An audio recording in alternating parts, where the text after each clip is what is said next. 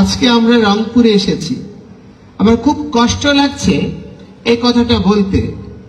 আমরা ভোরে আমাদের সমস্ত বাংলাদেশের কৃতি সন্তরা হোটেলে উঠেছে।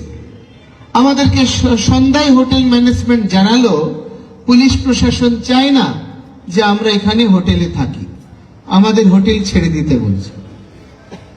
আপনারা কোন পর্যায়ে আমরা বাংলাদেশে অবস্থান করছি, হিন্দুরা কোন অবস্থায় নিপীড়িত হচ্ছে, নির্যাতিত হচ্ছে, এটা বোঝার জন্য তো আর কোনো ক্লাস বা কোনো প্রুফ দরকার হয় না।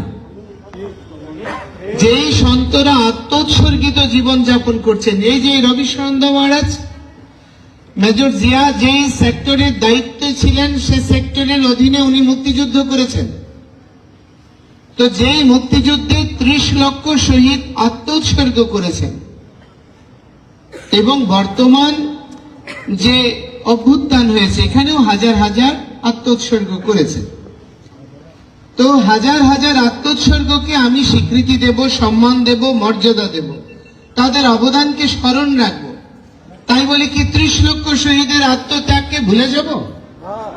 এই শিক্ষা কি আমাদেরকে এই আধুনিক শিক্ষা বা উন্নত শিক্ষা দিতে পারে?